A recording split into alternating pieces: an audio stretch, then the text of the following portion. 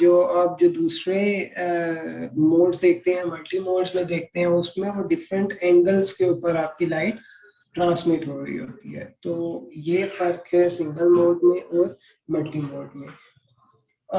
इस चीज को देखते हुए हम एक ये भी इस रिजल्ट निकाल सकते हैं कि देखें, सिंगल मोड फाइबर पे जो सिग्नल ट्रेवल कर रहा है उसको कोई एज सच क्या कहते हैं, उसके बीच में रुकावट नहीं आ रही, वो किसी चीज को ज्यादा उससे टकरा नहीं रही। हमारी लाइट सिग्नल जो है ना वो सीधा एक स्ट्रेट लाइन में जा रही है, ठीक है। लेकिन मल्टी मोड में एक तो आपके डिफरेंट मोड्स हैं, सही है, उन मोड्स की वजह से क्रॉस पोलराइजेशन होगी, उसमें डिफरेंट सिग्नल्स होंगे, उन सिग्नल्स की वजह से आपका सिग्नल डिस्टर्ब हो सकता है। दूसरा ये कि वो देखें, वो सरफेसेस को बार बार टच करेगी, उधर भी बेशक वो इंटरनली रिफ्लेक्ट कर रही है, लेकिन उससे क्या होगा कि आपका सिग्नल डाई करेगा, ठीक है। आपका सिग्नल जो है वो कम होगा, उसका एम्पलीट्यूड कम होगा, उसके और डिफरेंट किस्म के जो है वो उसके पैरामीटर जो है वो अफेक्ट होंगे।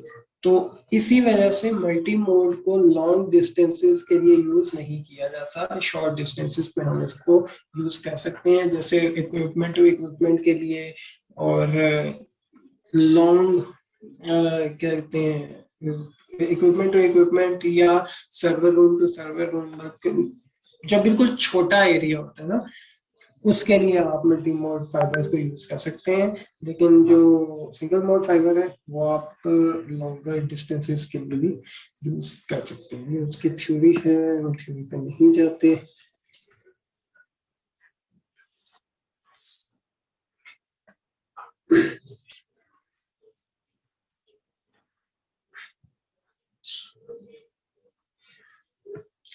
अच्छा, ये कर्व है, इसको मैं जस्ट आपको एक एक्सप्लेन कर देता हूँ। ये देखें, ये पॉइंट लॉस है फाइबर का, ठीक है। फाइबर्स का डिफरेंट पॉइंट लॉस है, और वो फाइबर्स किस फ्रीक्वेंसीज पे, किन फ्रीक्वेंसीज पे आपको मिनिमम पॉइंट लॉस दे रही होती है, ये बोलते हैं, ठीक है। और यहाँ पे हम किस बैंड की बार बार बात कर रहे हैं, सी बैंड की, ठीक है। हमारी कम्युनिकेशन सारी किस में हो रही है, सी बैंड में हो रही है।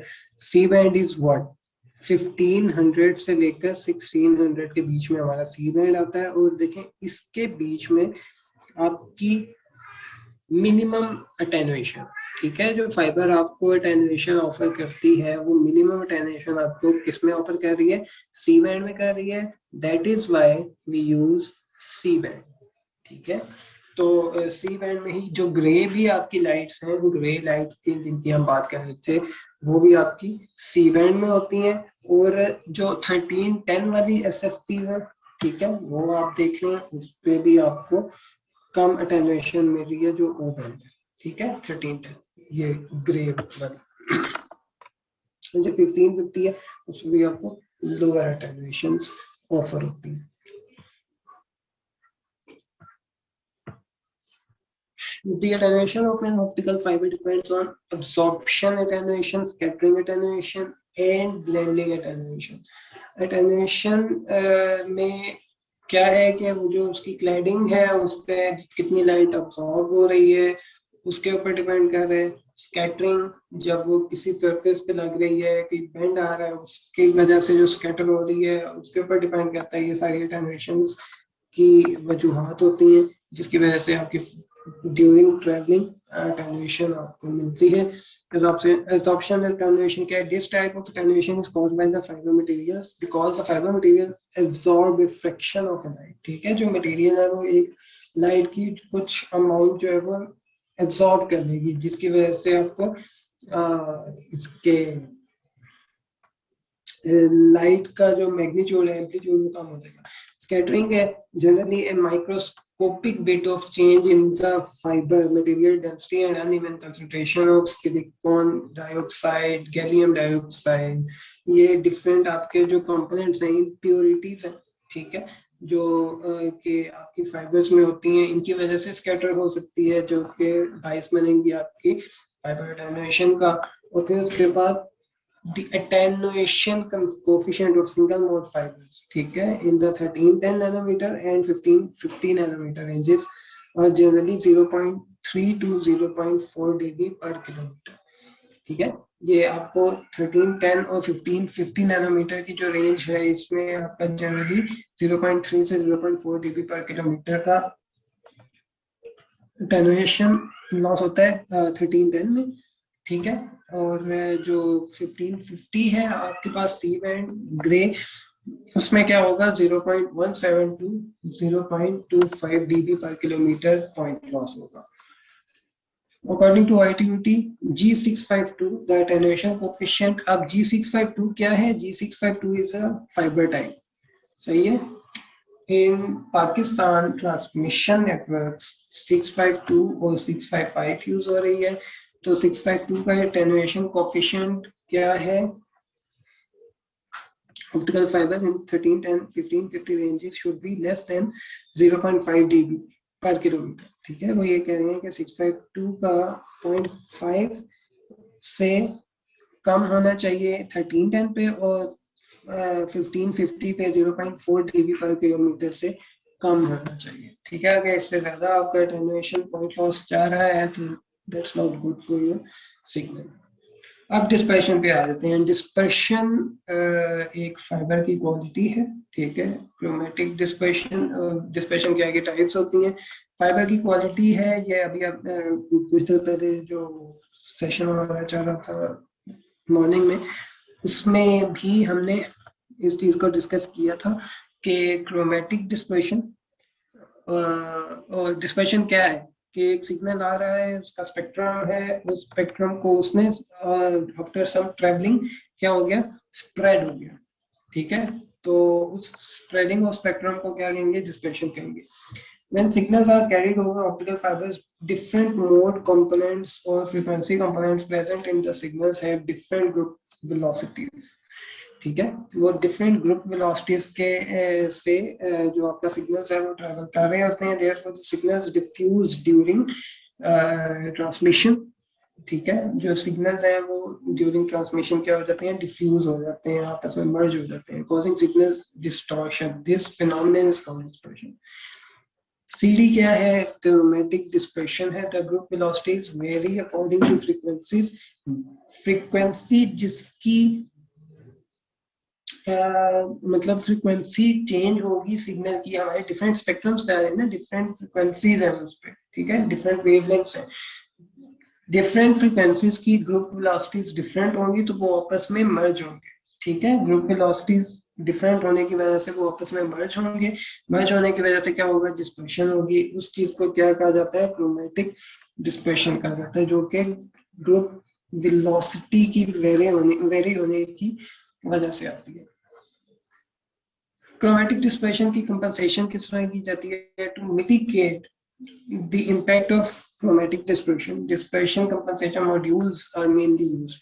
आपने अक्सर अपने जो 10G के जो नेटवर्क्स होंगे उनमें आपने देखा होगा कि रिसीविंग एंड पे आपको dispersion coefficient module, dispersion compensation module जो है वो लगाया जाता है। डिस्पर्शन कंपनसेशन मॉड्यूल कर क्या रहा है, DCM के आपकी फाइबर में जो डिस्पर्शन ऑफर किया आपको, ठीक है, पूरी जो डिस्पर्शन आपने क्या कहते हैं, जो हिट आई है आपके सिग्नल को, उसको आप कंपनसेट कर रहे हो आगे एक DCM लगा के। DCM क्या है, DCM एक फाइबर ही है, ठीक है, लेकिन उस फाइबर का डिस्पर्शन कोफिशिएंट जो होता है ना वो इनवर्स होता है जो डिस्पर्शन आपको मिली है from the fibre you are travelling, ठीक है। एग्जांपल के तौर पे मैं कहता हूं कि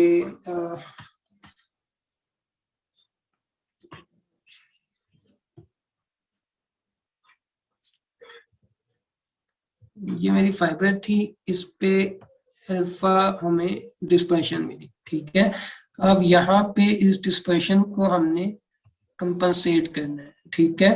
तो यहाँ पे DCM लगा होगा लेकिन उसकी डिस्पर्शन कोफिशिएंट इस अल्फा का इन्वर्स होगा, ठीक है। तो ये क्या कर रहे हैं कि उस चीज को नेगेट कर रहा है, सही है, उस चीज को नेगेट कर रहे हैं, जितनी डिस्पर्शन ऐड हुई वो उसमें से उतनी ही डिस्पर्शन को कैंसल आउट कर रहा है, माइनस कर रहा है, ठीक है। तो क्या इससे हमें फर्क क्या पड़ेगा कि हमें जो डिस्पर्शन से पहले हमारा सिग्नल था उसी तरह का तकरीबन तकरीबन हमें सिग्नल वापस मिल जाएगा, ठीक है। और इसमें होता क्या कि जितना डिस्टेंस ट्रेवल की है आपका डीसीएम उसी डिस्टेंस का होना चाहिए। ये एक पैसिव एलिमेंट है, ठीक है, ये जस्ट एक फाइबर होगी, इस पूरे मॉड्यूल के अंदर एक उसी लेंथ की फाइबर होगी जो कि आपका वो वाला डिस्पर्शन को कर रही होगी, इन्वर्स कर रही होगी, ठीक है। और फाइबर टाइप के हिसाब से ये होता है, डिस्टेंस के हिसाब से होगा और फाइबर टाइप के हिसाब से होगा। अगर आपका ट्रांसमिशन नेटवर्क 652 फाइबर का है तो आपका डीसीएम भी 652 फाइबर का ही होगा, ठीक है। और उसका लेंथ कितनी होगी, जितना लेंथ का वो लिंक है, लेट्स से आपका लिंक था 40 किलोमीटर का, तो जो आगे डीसीएम लगा होगा वो भी 40 किलोमीटर के हिसाब से ही लगा हुआ होगा, ठीक है जी। यहाँ पे किसी को कंफ्यूजन है?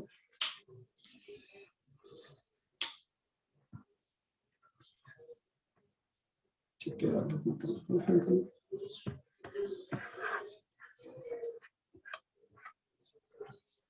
दूसरी हमारी जो डिस्पर्शन टाइप है वो है पीएमडी, पोलराइजेशन मोड डिस्पर्शन, ठीक है। इसमें क्या होता है, जैसा कि आपको बताया था कि डिफरेंट मोड्स होते हैं लाइट्स के, ठीक है। तो उन डिफरेंट मोड्स की वजह से क्रॉस पोलराइजेशन एक्स और वाई आपके जो एक्सिस हैं, जो लाइट के एक्सिस हैं, उनके आपस में क्रॉस पोलराइजेशन होती है। एक सिग्नल आपका वर्टिकल डोमेन में है, एक हॉरिजॉन्टल डोमेन में है, तो उनकी आपस में पोलराइजेशन की वजह से भी सिग्नल स्प्रेड कर सकता है, जिसको क्या कहा जाता है, क्रॉस पोलराइजेशन डिस्पर्शन कहा जाता है, ठीक है। PMD is a dispersion caused by different speeds of two orthogonal polarization states of optical signal, ठीक है। इसमें x एक्सिस पे आपका सिग्नल होता है, y एक्सिस पे सिग्नल होता है, और उनकी डिफरेंट स्पीड्स की वजह से क्या होगा, आपको डिस्पर्शन मिलेगी। In an actual optical fibre the fibre core cross section has a specific ovality due to the fiber manufacturing process. The uneven thermal expansion coefficients of the fiber material cause anisotropic stresses. अब ये पता नहीं क्या लफ्ज है, मैं आपको इसका बता देता हूँ कि जब एक फाइबर में डिफरेंट पाथ से देखें, आपका जो एक्सटर्नल जो इन्वायरमेंट होगा वो कहीं कुछ होगा, कहीं कुछ होगा, उस एनवायरनमेंट की बेस पे भी आपका लाइट सिग्नल जो है वो अफेक्ट होता है। उस पे क्या होगा, डिफरेंट टेम्परेचर होंगे, डिफरेंट टेम्परेचर्स की वजह से आपकी थर्मल एक्सपेंशन होंगी, उन एक्सपेंशन की वजह से आपका लाइट सिग्नल जो है उसका उस पे इफेक्ट क्या पड़ेगा कि लाइट सिग्नल कहाँ से फ्लो कर रहा है, फाइबर से फ्लो कर रहा है। फाइबर जब थर्मल एक्सपेंशन होगी तो उसका रिफ्रैक्टिव इंडेक्स चेंज होगा, ठीक है। रिफ्रैक्टिव इंडेक्स चेंज होगा तो लाइट की स्पीड एक्स कोऑर्डिनेट्स में और होगी, वाई कोऑर्डिनेट्स में और होगी, जिसकी वजह से आपको क्रॉस पोलराइजेशन मोड डिस्पर्शन आपको मिल सकती है, ठीक है।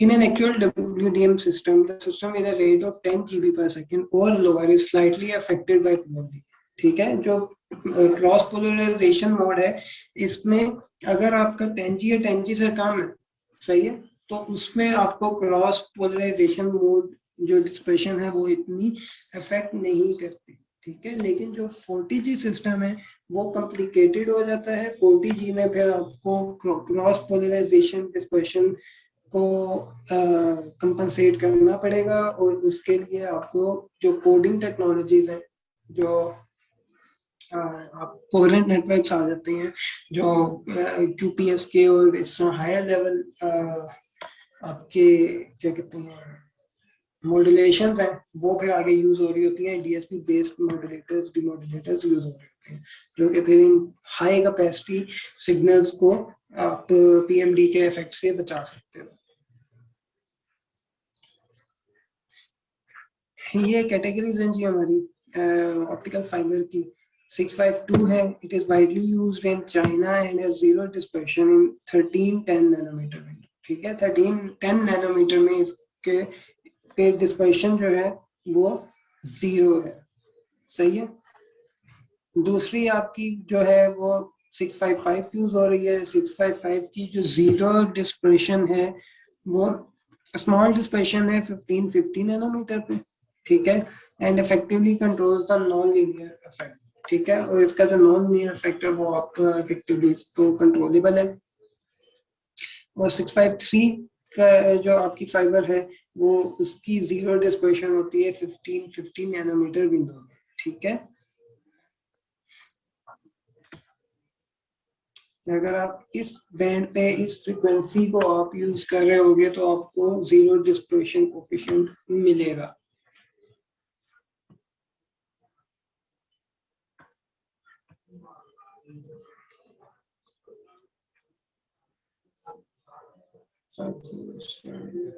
बाकी इनके अलावा कौन सी है 654 है जो कि इतनी यूज नहीं होती। पाकिस्तान की अगर आप बात करेंगे तो दो यूज हो रही है, 655 यूज हो रही है और 652 यूज हो रही है फिलहाल। जी, क्विज है, which of the following statements about fiber features are true?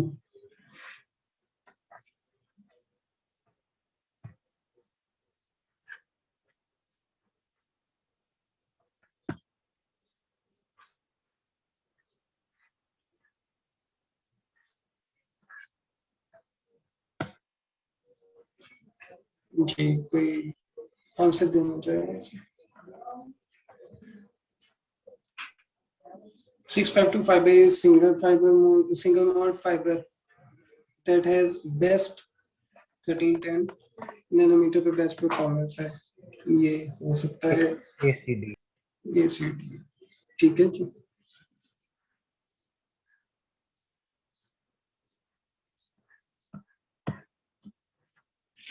की टेक्नोलॉजीज ऑफ WDM।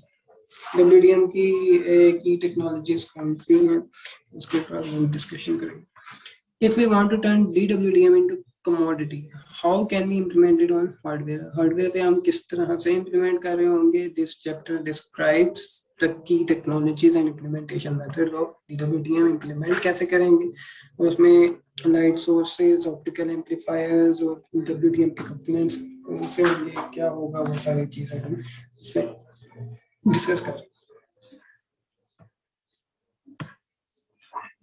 सबसे पहला मेन चीज जो है वो लाइट सोर्स है। लाइट होगी तो ट्रेवल करेगी। लाइट कहाँ से आएगी, लाइट सोर्स कहाँ होगा, किस तरह से होगा,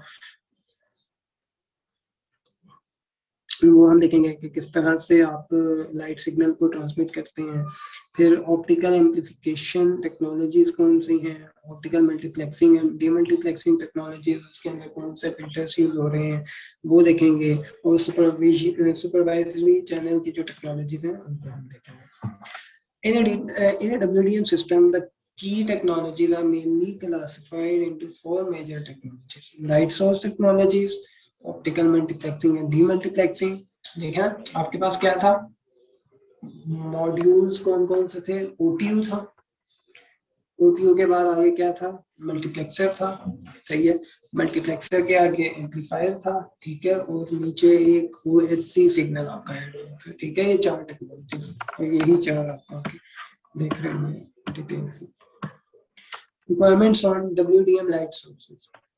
ठीक है, WDM लाइट सोर्सेज की रिक्वायरमेंट्स दो हैं। एक है कि उस पे डिस्पर्शन टॉलरेंस हो, हाई डिस्पर्शन टॉलरेंस होनी चाहिए। और दूसरी क्या है, output of standard and stable wave. ठीक है, जो स्टैंडर्ड और स्टेबल वेवलेंथ्स का मतलब ये है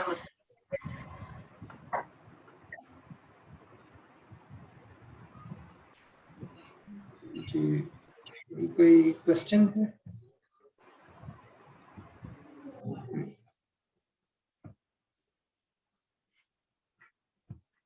स्टैंडर्ड स्टेबल वेवलेंथ्स का मतलब ये है कि जो आपके स्टैंडर्ड फ्रिक्वेंसीज है ना, जैसे हमने बात की थी 19 सी बैंड में, अगर हम बात करते हैं 192.1, 192.2, 192.3, ठीक है, तो इन्ही फ्रिक्वेंसीज पे आपकी जो है ना सिग्नल ट्रांसमिट होना चाहिए, इसी वेवलेंथ का सिग्नल ट्रांसमिट होना चाहिए।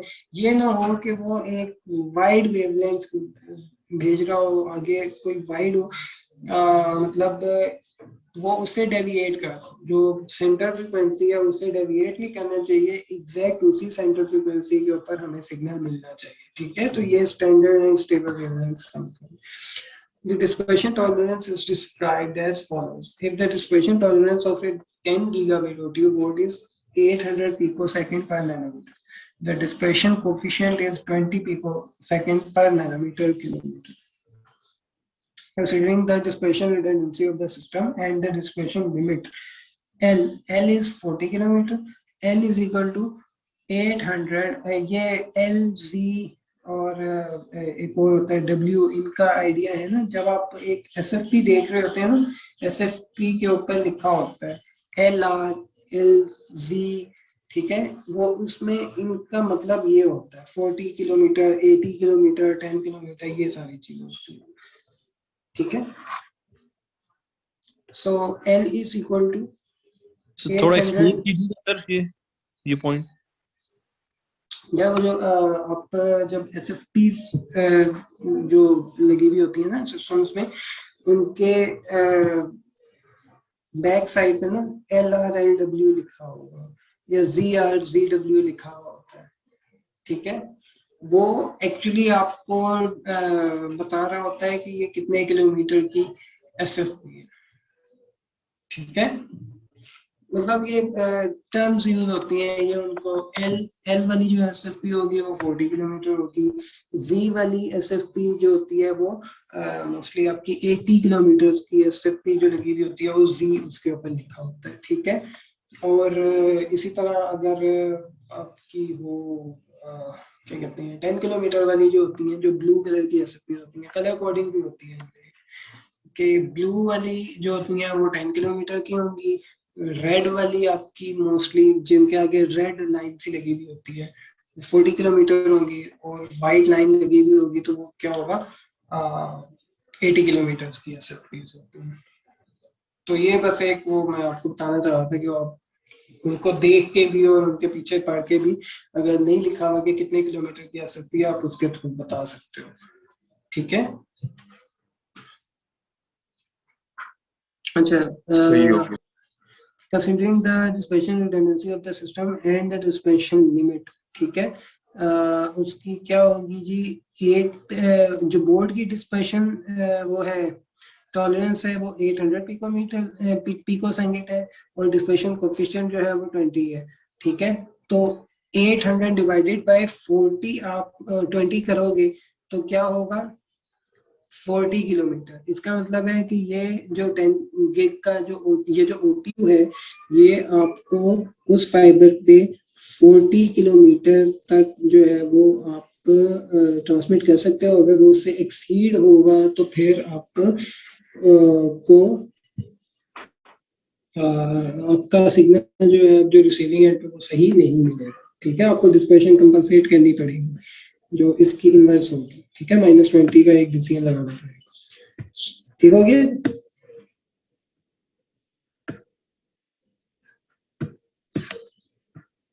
मॉड्यूलेशन टेक्नोलॉजी, मॉड्यूलेशन क्या है जी, मॉड्यूलेशन ये होता है कि आप एक सिग्नल को आप एक कैरियर सिग्नल के साथ मिक्स कर रहे होते हो, ठीक है, मॉड्यूलेट कर रहे होते हैं और फिर सेंड कर रहे होते हैं, ठीक है। और फिर उसी तरह से जब रिसीविंग एंड पे आपको एक सिग्नल मिलता है तो आप उसी सेम कैरियर सिग्नल को यूज कर रहे होते हो उसको डीमॉड्यूलेट करने के लिए, ठीक है। अभी दो तरह की मॉड्यूलेशन होती है, एक डिजिटल एनालॉग मॉड्यूलेशन अलग होती हैं और डिजिटल मॉड्यूलेशन अलग होती है। हमारे इधर सारा जो स्पेशली 100G में, इवन 10G में भी आपकी मोस्टली डिजिटल मॉड्यूलेशन है, जो कि आप कभी अगर लाइन कार्ड्स के उसमें जाएं तो आपको 16 क्वेम, QPS के 256 क्वेम, ये सारी चीज़ों की मेरी होती है, मॉड्यूलेशन स्कीम्स होती है आपकी, ठीक है।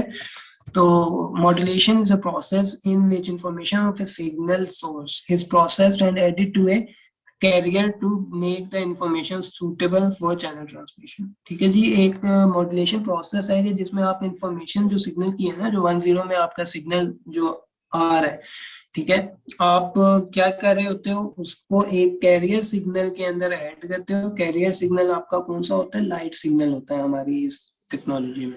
तो लाइट सिग्नल में आप उसको ऐड कर रहे होते हो और फिर आप उसको ट्रांसमिट कर रहे होते हो, ठीक है। इस प्रोसेस को क्या कहा जाता है? मॉड्यूलेशन कहा जाता है। There are two types of modulation signals, analog signals and digital signals. Analog modulation controls the parameters of carrier signal by analog signals, ठीक है। इसमें कैरियर सिग्नल आपका कौन सा होगा? एनालॉग सिग्नल होंगे। Digital modulation controls the parameter of carrier signals by digital signal. उसमें आप किस तरह से कंट्रोल कर रहे होगे पैरामीटर कैरियर सिग्नल्स के? डिजिटल सिग्नल्स में 10 की फॉर्म में कर रहे होंगे, और जो एनालॉग होगा उसमें आपका कोई लीनियर या इस तरह का कोई डाटा होगा जो सिग्नल आप कर रहे होगे, कंट्रोल कर रहे होगे। Digital modulation is an important method of modern communication and it has many advantages, ठीक है। सबसे बड़ा एडवांटेजेस इसका ये है कि हमें जो डिस्पर्शन कंपनसेशन करनी पड़ती है ना 10G से बिलो पे, हमें वो नहीं करनी पड़ती, ठीक है। अगर आप higher order modulation schemes, advance modulation schemes पे जाते हैं, जो कि हम आगे कोहेरेंट और नॉन कोहेरेंट नेटवर्क्स का भी इंट्रोडक्शन करेंगे, तो उसमें क्या हो रहा होता है कि उसमें मॉड्यूलेशन स्कीम्स ही ऐसी यूज हो रही होती हैं कि उन्हें फर्क ही नहीं पड़ता कि हमारा सिग्नल उस पर डिस्पर्शन आई हुई है नहीं आई हुई, कोई चक्कर ही नहीं है उसमें। उसमें DCM आप लगाएं ना लगाएं कोई फर्क नहीं पड़ता, ठीक है। दैट इज वाई आप हम यही प्रेफर करते हैं कि बजाय इसके कि आप 10 10G के लैम्ब्डास यूज कर रहे हैं, जिनको आप नॉन कोहेरेंट लैम्ब्डास कह सकते हैं, उसके बजाय आप एक 100G का लैम्ब्डा यूज करें, तो क्या होगा कि आपका जो DCM के ऊपर आपकी एक डिपेंडेंसी थी वो खत्म हो जाएगी। DCM आप नेटवर्क से फिर निकाल सकते हैं, फिर आपको जो क्रोमेटिक डिस्पर्शन है उसकी कोई जरूरत, उसको कंपनसेट करने की कोई जरूरत नहीं है, ठीक है, हायर ऑर्डर मॉड्यूलेशन में। तो ये बहुत बड़ा एक ब्रेक थ्रू है मॉड्यूलेशन की वजह से जो हमें मिला है। Digital modulation has better anti-interference performance, better performance withstanding the channel loss and higher security. Error control techniques can be used in digital transmission systems to support complex signal conditions and processing techniques such as source coding, encryption and equalization, ठीक है। इसमें हम different जो error control techniques हैं वो use कर सकते हैं, इंक्रिप्शन के लिए, इक्वलाइजेशन के लिए, सोर्स कोडिंग के लिए। हमारे एरर कोड और ये सारा जो है ना DSP बेस्ड मॉड्यूलेशन डीमॉड्यूलेशन हो रही होती है। तो जो डिजिटल वो है ना हमारा, क्या कहते हैं, डिजिटल सिग्नल है, डिजिटल सिग्नल की DSP बेस्ड मॉड्यूलेशन डीमॉड्यूलेशन है, तो उसकी वजह से हमें डिस्पर्शन कंपनसेशन की कोई जरूरत नहीं है।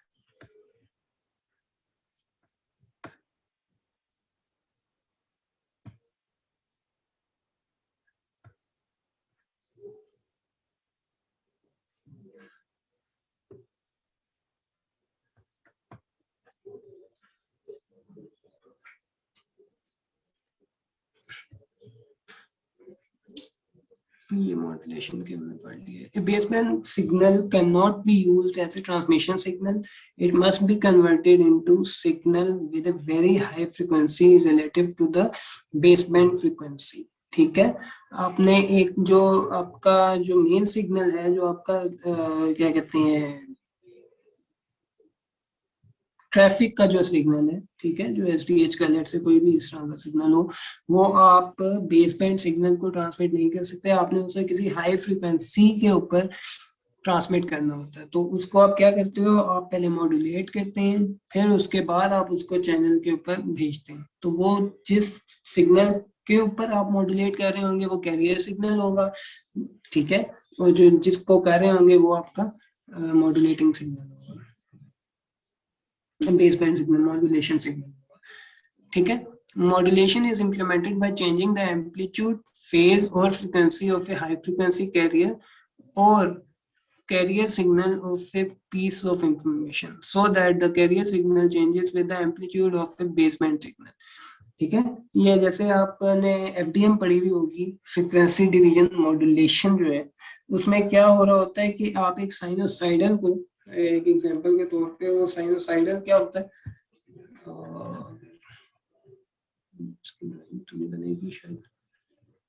एक साइनोसाइड ऐसे आ रही होती है, ठीक है, और आपका एक सिग्नल, एक कैरियर सिग्नल जो है वो इस हाई फ्रीक्वेंसी का होता है, ठीक हो गया। तो आप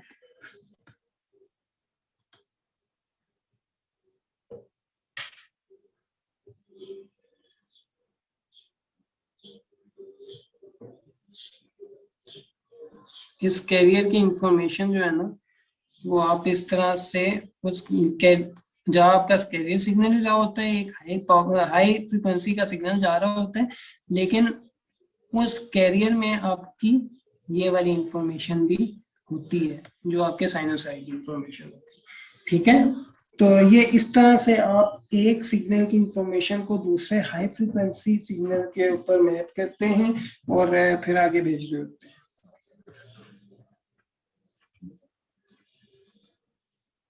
ये तो आपने एम्पलीट्यूड मॉड्यूलेशन की ना, ये जो भी डायग्राम बनाई हुई थी, तो इसमें जी जी।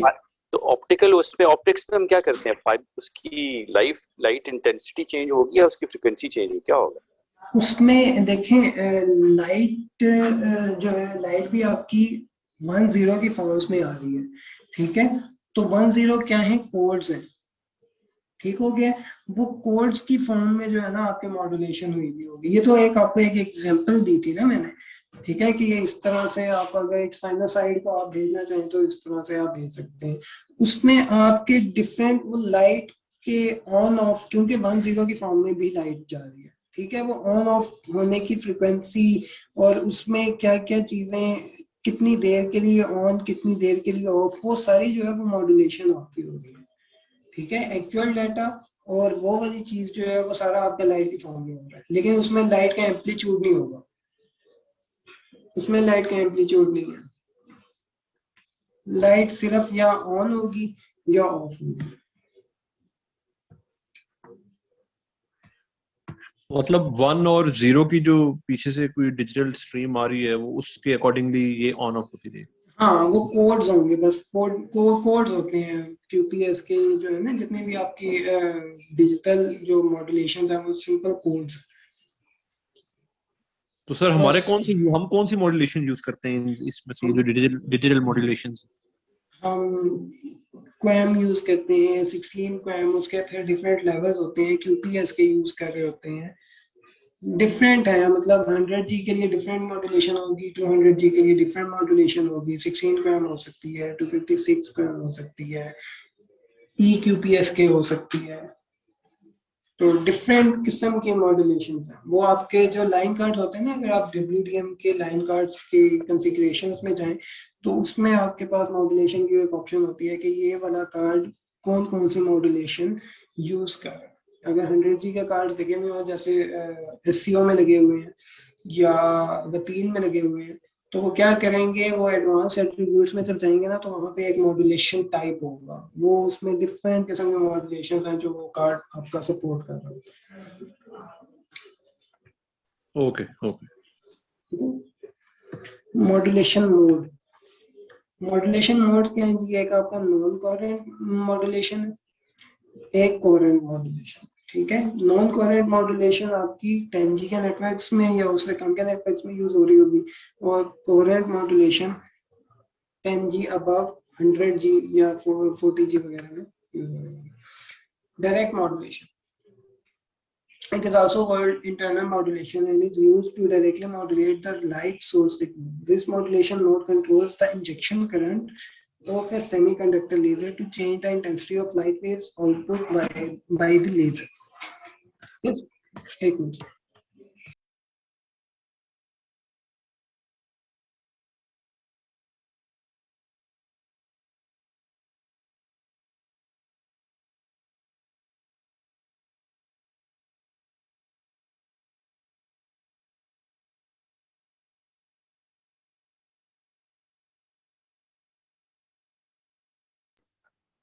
Generally, direct modulation on common J652 fibers can implement transmission at rate up to 2.5 gigabits over a distance up to 100 kilometer. It generally applies to CWDM systems. ठीक है, जो डायरेक्ट मॉड्यूलेशन है वो किस रेट तक आपको सपोर्ट कर सकती है? 2.5 गीगाबिट्स पर सेकंड पे आप डाटा इसमें ट्रांसमिट कर सकते हैं.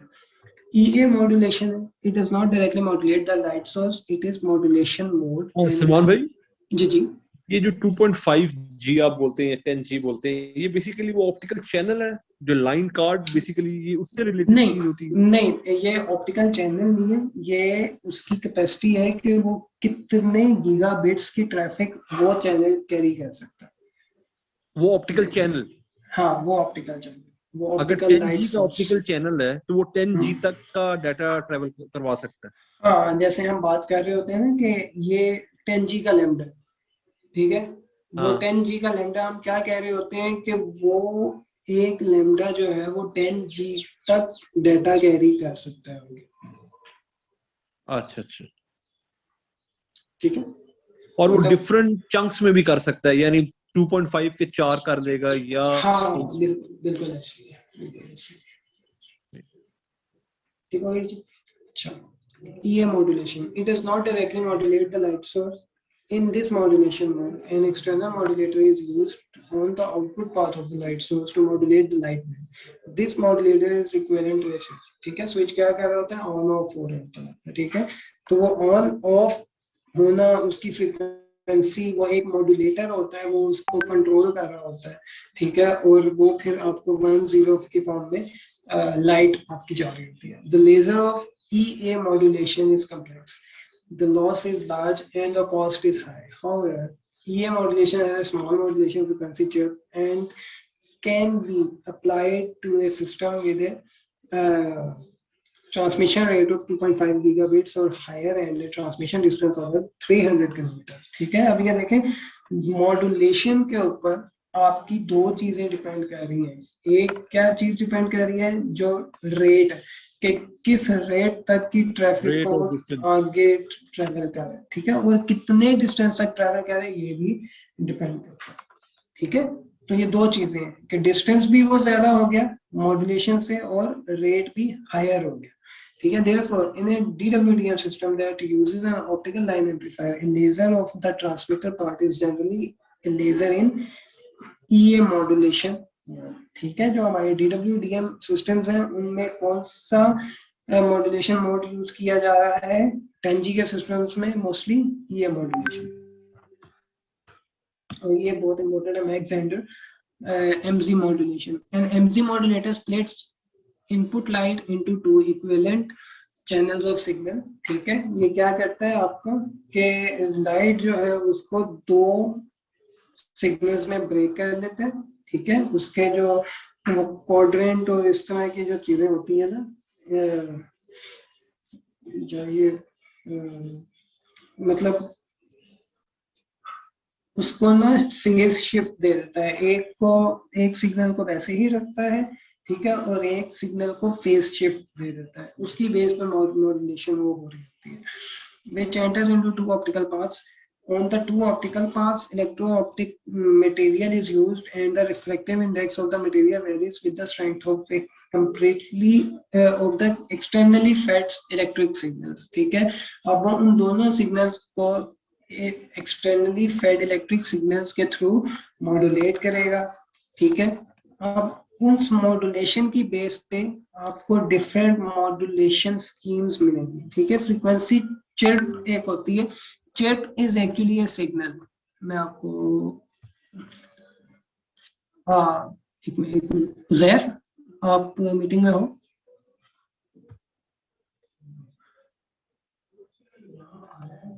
हेलो उज़ैर,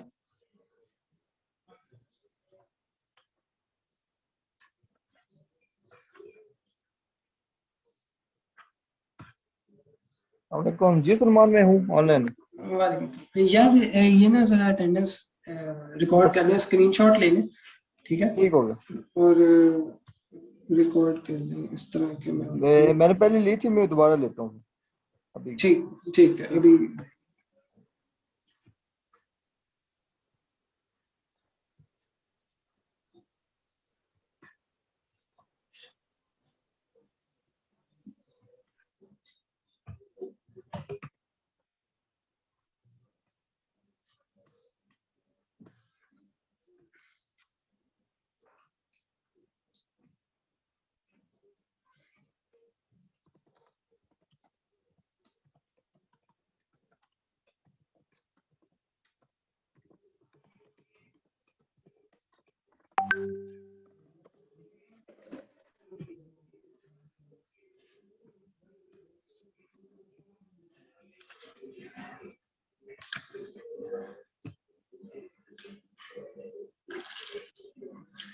अच्छा, जो स्ट्रिप सिग्नल होता है वो एक लीनियरली इंक्रीजिंग सिग्नल कहा जाता है, उसको ऐसे करके वो सिग्नल होता है, मतलब सिंपली एक सीधी लाइन होती है जिसकी फ्रिक्वेंसी जो है ना वो टाइम के साथ इंक्रीज हो रही होती है, इसका चिप सिग्नल कहा जाता है। ठीक है, तो ये इस सिग्नल के ऊपर मॉड्यूलेट करते हैं आप उन दोनों ऑप्टिकल सिग्नल्स को। ठीक है, और फिर वो मॉड्यूलेट करके दो डिफरेंट सिग्नल्स कंबाइन होते हैं और उन्हें फिर आगे ट्रांसमिट किया जाता है। The frequency chirp of a separate externally modulated laser can be equal to 0 compared with an EA modulated laser. The separated externally modulated laser has high cost. ठीक है, जो एक्सटर्नली आप जो मॉड्यूलेट करते हैं सिग्नल्स को, उसकी कॉस्ट हाई है, इलेक्ट्रिकल उसमें कम्प्लेक्सिटी भी है और हाई भी है, लेकिन इसके हमें डिफरेंट जो है वो बेनिफिट्स हैं। वो हाई डिस्टेंस पे हाई रेट्स के ऊपर आपको ट्रांसमिशन जो है वो डेटा वो जो ट्रांसमिट कर रहे हैं। क्या रेंज है सर डाटा की और डिस्टेंस की? ये आपको 300 से ज्यादा आपको डेटा ट्रांसमिट कर सकती है, लेकिन ये कम्प्लेक्स है, इसकी कॉस्ट हाई है, दैट्स व्हाई मोस्टली जो है वो यूज क्या कर रहे होते हैं, ईए कर रहे होते हैं।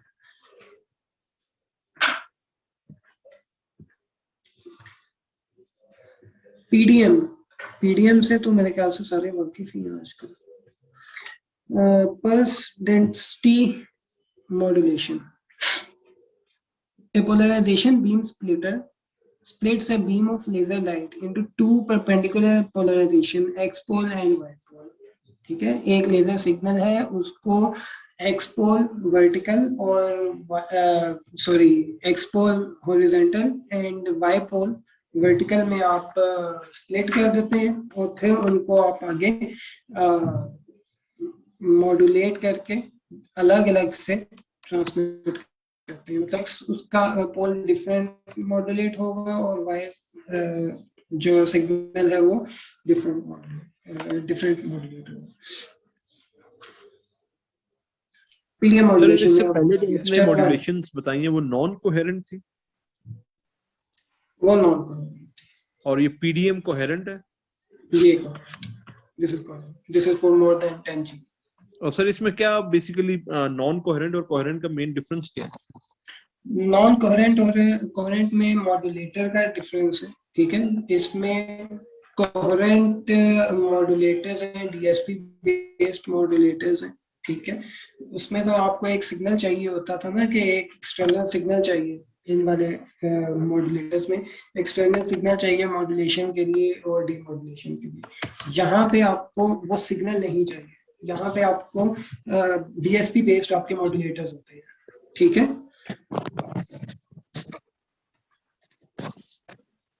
Okay sir. जी, तो अब इसमें हो क्या रहा है, अब जैसे ये EPDM QPSK, EPDM QPSK is for 100G lambdas. ठीक है, 100G लैम्डास में ये वाली आपकी मॉड्यूलेशन यूज हो रही होती है, short for enhanced polarization division multiplexing quadrature phase shift scheme. ये सारी आपकी डिजिटल मॉड्यूलेशन की स्कीम्स है। Is the best solution for 100G WDM transmission. अब जिनके पास वो क्या कहते हैं, अभी 100G के लैम्डास रन हो रहे हैं, आप उसमें देख सकते हो, तो उसमें ईपीडीएम क्यूपीएसके या क्यूपीएसके ही यूज हो रही है। ठीक है, उसमें सेट हुई होगी ईपीडीएम बाइपोलर शिफ्ट की। सर अभी हम ऑप्टिकल चैनल की बात कर रहे हैं, ये 40G और 100G कोहेरेंट मॉड्यूलेशन टेक्नोलॉजीज।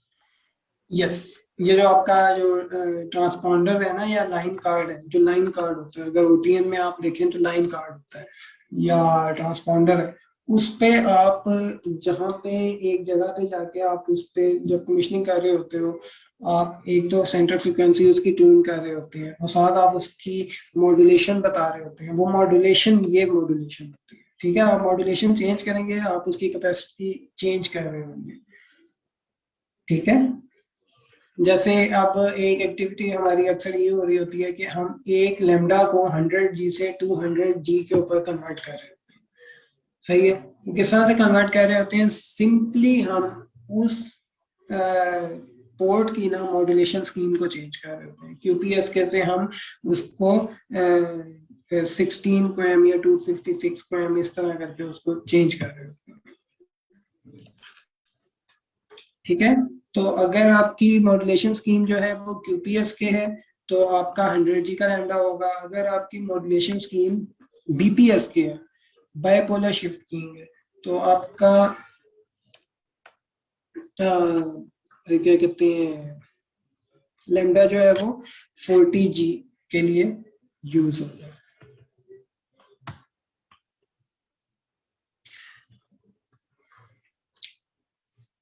दूसरी मॉड्यूलेशन स्कीम आपकी PDM की कौन सी है जी? ये polarisation beam combiner combines the modulated optical signals in polarizations on the X pole and Y pole into one optical fiber। ठीक है, वो डिफरेंट आपके मॉड्यूलेटेड ऑप्टिकल सिग्नल्स को जो पोलराइजेशंस है ना, अब जैसे QPSK क्वाड्रेचर फेज शिफ्ट को, ठीक है, वो क्या कर रहा है कि आपके इनको 4 उसमें क्वाड्रेंट्स में डिवाइड कर रहा है, एक्स पोल को भी और वाई पोल को भी, और फिर वो आपको ट्रांसमिट कर रहा है। यहाँ पे क्या था, वो सिर्फ सिग्नल्स को अलग अलग कर रहा था, सिग्नल्स को यहाँ पे अलग किया था, यहाँ पे उसने एक सिग्नल को और बाइफरकेट कर दिया, वो 4 क्वाड्रेंट्स में उसने एक्स को और वाई को कर दिया, मतलब मजीद उसकी डिवीजन कर दी है। ठीक है, और फिर वो आगे ट्रांसमिट कर रहा है। After the laser at the transmit end is split into 2 parts in polarization this, ठीक है, QPSK BPSK modulation is performed on the 2 polarized light. The PPC combines the modulated optical signal in polarizations X and Y into one optical fiber, and then signals are multiplexed and amplified for optical cable। बस ये वाली जब polarisation and modulation हो जाती है, उसके बाद आप क्या कर रहे होते हैं, उसको मल्टीप्लेक्स कर रहे होते हैं आगे दूसरे लैम्डास के साथ, और फिर एम्पलीफाई करके आप भेज देते हैं। Traditional WDM modulation implements amplitude modulation, both PDM BPSK and PDM QPSK modulated signal fields। ठीक है, ये implement होता है किस पे, traditional WDM modulation। The 100G coherent transmission system uses the PDM and QPSK technology to reduce the electrical layer processing rates। ठीक है, जो 100G coherent transmission systems हैं वो PDM plus QPSK technologies को यूज कर रहे हैं electrical layer processing को कम करने के लिए। For the current electrical technology, the 40G per second is close to the bottleneck limit। ठीक है, 40G हम इसीलिए नहीं यूज कर रहे होते क्योंकि इसके अंदर डिफरेंट कम्प्लेक्सिटीज हैं।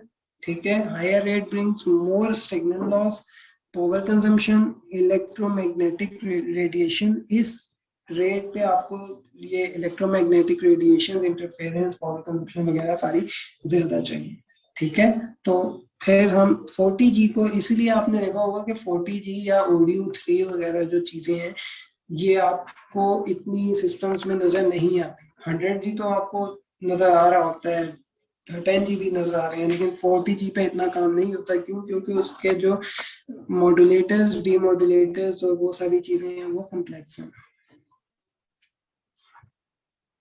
In PDM, one optical channel is divided into 2 polarizations। ठीक है, ये इसकी वो एक समरी सी उसने बनाई है कि PDM में क्या होता है कि 2 पोलराइजेशन में आप अलग अलग कर देते हो, and the signal is then modulated on to the 2 polarisation. उन दोनों पोलराइजेशन चैनल्स पे आप सिग्नल को मॉड्यूलेट कर रहे होते हो। This process is equivalent to splitting a data stream into 2 parts, reducing the data rate by half. ठीक है, जो डाटा रेट है वो हाफ हो जाएगा, इससे कि हाफ आपका एक प्लेन में चला गया, हाफ दूसरे प्लेन में चला गया। फिर QPSK क्या कर रहे हैं, QPSK a phase equal to 2 bits। ठीक है, एक फेज में 2 बिट्स हैं which has the same effect as dividing data into 2 parts। ठीक है, इसको मजीद फर्दर डिवाइड कर दिया, पहले प्लेन्स में डिवाइड किया, फिर उस प्लेन के डाटा को आपने मजीद बिट्स में डिवाइड कर दिया। ठीक है, इस तरह से आपकी जो कंप्लीट मॉड्यूलेशन होगी। For 100G signals, the actual data baud rate is only 28G baud. ठीक है, ये जो baud rate होता है bytes per second का, ठीक है, baud rate is bits per second, ठीक है, वो इसका कितना है 28G, ठीक है, ये baud rate इसका. A 40G coherent transmission system can use PDM BPSK modulation, and a phase of the BPSK indicates the digital bit. In this way, the decision accuracy and transmission nonlinear capabilities are improved. लेकिन 40G जो है वो इतना use नहीं हो रहा होता. उसके बाद आपके पास आ जाती है ये QPSK मॉड्यूलेशन टेक्नोलॉजी है. इसमें मैपिंग वगैरह यार ये कॉम्प्लेक्स है, मैथमेटिक्स है, इसको हम नहीं करेंगे.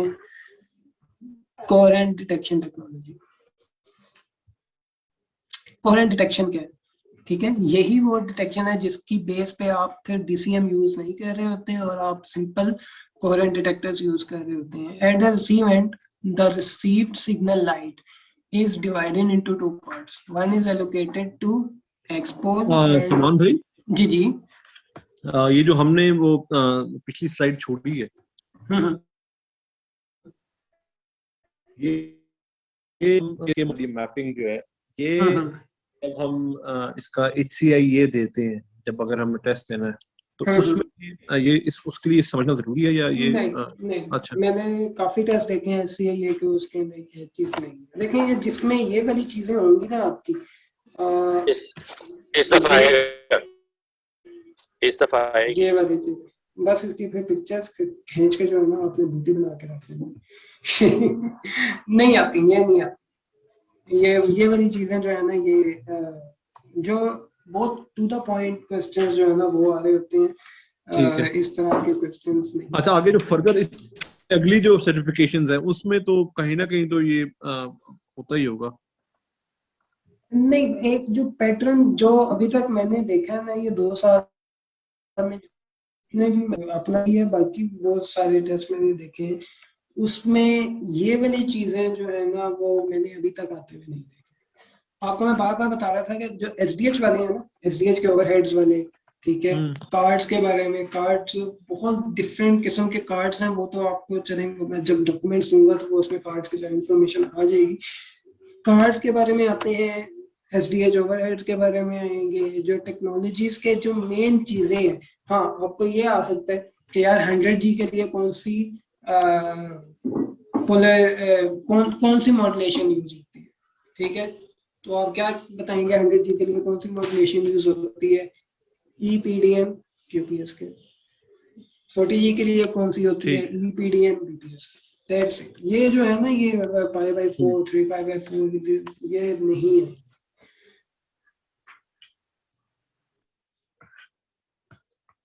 ठीक है. अच्छा, कोहेरेंट डिटेक्शन टेक्नोलॉजी है. Eight the receive end the receive signal light is divided into, जो रिसीव सिग्नल लाइट होती है उसको हमने दोबारा डिवाइड करना है. देखें, अब जब आप ट्रांसमिट कर रहे थे उस वक्त आपने क्या किया था, जो ट्रांसमिट सिग्नल लाइट थी उसको डिवाइड किया, मॉड्यूलेट किया और फिर आपने उसको कंबाइन करके भेज दिया. अब जो रिसीवर है उसने पहले उसको कंबाइन जो सिग्नल था उसको डिवाइड किया एक्सपोल और वाईपोल में, ठीक है. उसके बाद उसने क्या किया, ये लोकल ऑसिलेटर, ठीक है, local oscillator laser that has the same frequency as the received signal is used to implement coherent processing. एक लोकल ऑसिलेटर जो है वो फीड किया जाता है और उसकी बेस पे आप जो सिग्नल है, मेन सिग्नल जो है वो एक्सट्रैक्ट कर रहे होते हो, किसका, एक्सपोल का भी और वाईपोल का भी. एक coherent light consist of 2 light waves that meet the coherent condition. ठीक है, कोहेरेंट लाइट क्या है, वो 2 लाइट वेव्स को कंबाइन करके एक लाइट सोर्स बनाया जाता है जो कि कोहेरेंट कंडीशन को मीट करेगी. कोहेरेंट लाइट क्या होती है,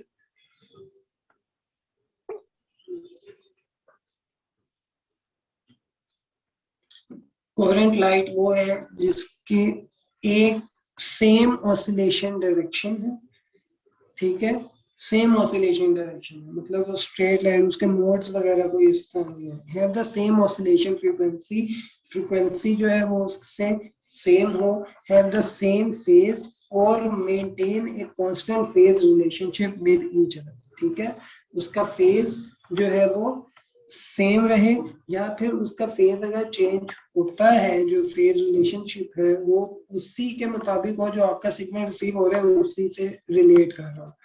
ठीक है जी। Two coherent light waves interfere with each other within the area where they meet. ठीक है जी, इसका सही है। कंपैरिजन बिटवीन मॉड्यूलेशन टेक्नोलॉजीज, ये इंपॉर्टेंट है। ओके ठीक है, ये वाली चीज जो है ना ये इंपॉर्टेंट है, इसमें से क्वेश्चन आ सकता है। ठीक है जी। डायरेक्ट मॉड्यूलेशन है, उसकी डिस्पर्शन कंपनसेशन इतनी है। अब देखें जो है ना कॉस्ट 100G या 200G वगैरह के मॉड्यूलेटर्स की हाई है, लेकिन ट्रेड ऑफ क्या है कि आपको हाई कैपेसिटीज मिल रही है। ठीक है, आप हाई डाटा रेट्स के ऊपर जा रहे हो। सही हो गया। वेवलेंथ स्टेबिलिटी एक्सीलेंट है कोहेरेंट में, दैट इज व्हाई डिस्पर्शन, देखें डिस्पर्शन टॉलरेंस उसकी कितनी है 40,000। ठीक है, इसका मतलब है कि आप यहाँ से कराची तक भी ले लेना तो आपको डिस्पर्शन कंपनसेशन मॉड्यूल की जरूरत नहीं पड़ेगी, यहाँ रिजनरेटर्स की जरूरत पड़ सकती है। सर, ये जो आपका 9800 है इसमें हम डिस्पर्शन मॉड्यूल्स नहीं लगाते, इसकी यही रीजन है फिर कि वो उसकी डिस्पर्शन टॉलरेंस बहुत ज्यादा है। हाँ देखिए 9800 की बात नहीं है, बात है लैम्डा कैपेसिटी की। अगर एक कॉमन क्वेश्चन होता है, ठीक है, आपसे कभी कोई इंटरव्यू आप अगर दें, कोई कहीं ट्रांसमिशन का इंटरव्यू दें, तो उधर ना आपसे एक क्वेश्चन अक्सर ही कर दिया जाता है कि यार कोहेरेंट और नॉन कोहेरेंट सिस्टम्स में क्या फर्क है। ठीक है, तो उसका एक बहुत बेसिक और जेनेरिक आंसर ये होगा कि अगर आपके लैम्डास 10G या उससे कम के हैं तो वो नॉन कोहेरेंट है।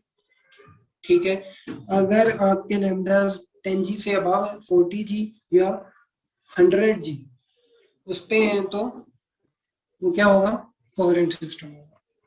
ठीक है, 100G 40G 200G ये सारे कोहेरेंट सिस्टम है, उससे कम का होगा तो मतलब लैम्डा कैपेसिटी के ऊपर डिपेंड करता है।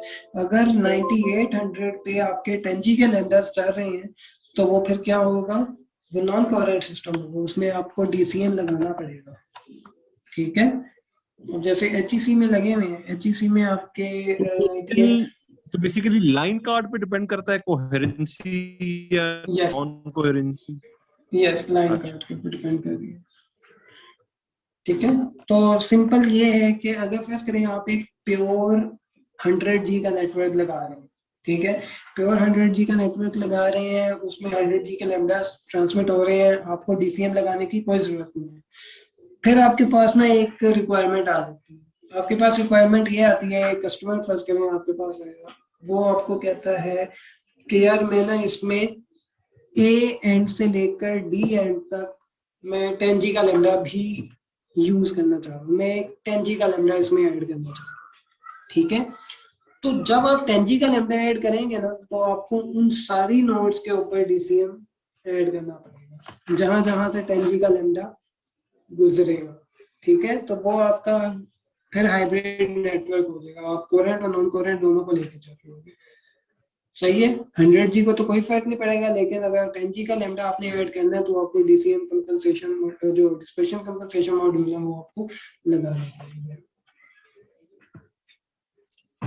ठीक है, तो मेन डिफरेंस क्या है, अगर आप हार्डवेयर के हिसाब से देखें तो हार्डवेयर के हिसाब से मेन डिफरेंस ये है कि आपको DCM नहीं लगाने पड़ेंगे। ठीक है, डिस्पर्शन कंपनसेशन मॉड्यूल की कोई जरूरत नहीं है। कॉस्ट के हिसाब से देखें 100G बहुत ज्यादा हाई कॉस्ट है, लेकिन वो ट्रेड ऑफ वही है कि कहाँ आपको एक लैम्डा जो है वो 10G दे रहा था, कहाँ आपको एक लैम्डा जो है वो 100G या 200G की कैपेसिटी दे रहा है।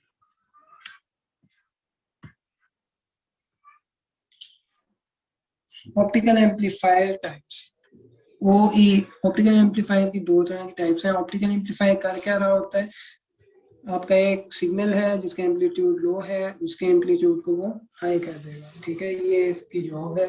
और दो तरह के एम्पलीफायर्स होते हैं, एर्बियम डोप फाइबर एम्पलीफायर और Ramon fibre amplifier. Optical fiber amplifiers can be classified into rare earth ion doped OF phase, a non-linear OF phase. Rare earth ion dop जो है ना वो एक्चुअली EDF phase है, सही है। EDF erbium डॉप fibre होती है एक, सही है, जिसकी क्वालिटी ये होती है एर्बियम डॉप के उसको एक्साइट किया जाता है, उस एक्साइट करने की वजह से वो कुछ आयंस रिलीज करता है और वो आयंस जो है वो वजह बनते हैं गेन की, ठीक है। तो ये आगे किस तरह से हो रहा है वो भी हम आपको बताएंगे। Among OF phase, EDF phase and RF phase are practical, ठीक है। जो प्रैक्टिकली जो यूज हो रहे हैं वो या एर्बियम डोप्ड फाइबर एम्पलीफायर्स हैं, ये जो आपके OAU OBU ये जितने भी एम्पलीफायर्स लगेंगे सारे क्या हैं EDF phase, ठीक है। और जो आपके जो दूसरे एम्पलीफायर्स होते हैं जो रैमन एम्पलीफायर हैं वो आपके RF phase होते हैं। OAs do not need to convert optical signals into electrical signals। देखें इसमें कोई कन्वर्जन नहीं, OEO कन्वर्जन इस तरह की कोई जरूरत नहीं है, क्योंकि उसमें प्रोसेसिंग कुछ नहीं हो रही। सिंपल आपने एक सिग्नल आया है उसको आपने गेन देना है और वो गेन देके आपने उसका एम्पलीट्यूड बढ़ा देना, तो इसको कोई इलेक्ट्रिकल कन्वर्जन की जरूरत नहीं है। जो ऑप्टिकल सिग्नल आएगा उसी को आप एम्पलीफाई कर देंगे। Then this feature has from two advantages over regenerators for OS, ठीक है। तो इसमें रीजनरेशन नहीं हो रही, रीजनरेशन का कंसेप्ट डिफरेंट है और एम्पलीफिकेशन का जो कंसेप्ट है वो डिफरेंट है। रीजनरेटर अगर कोई बताना चाहे कि रीजनरेटर और एम्पलीफिकेशन में क्या फर्क है,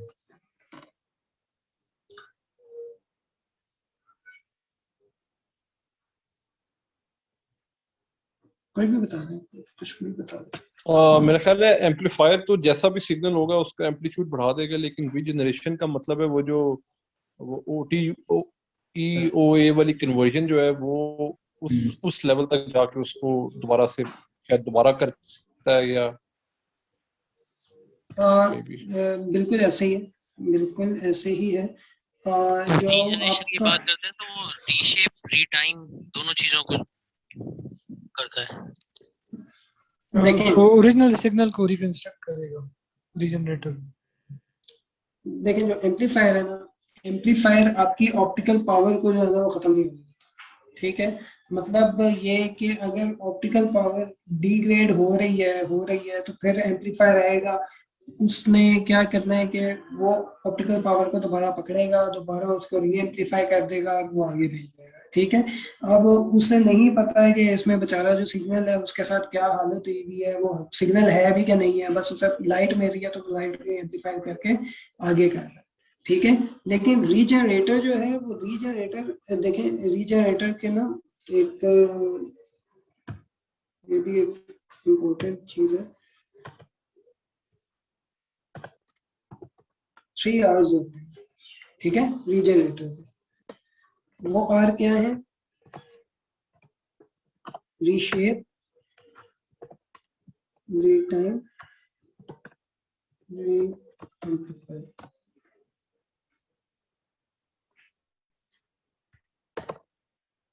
ठीक है। ये 3 R's हैं रीजनरेटर के। तो रीजनरेटर एक्चुअली क्या कर रहा है कि एक सिग्नल था, ये जो मैं ड्रॉ कर रहा हूँ ये नजर आ रहा है आपको? जी आ रहा है।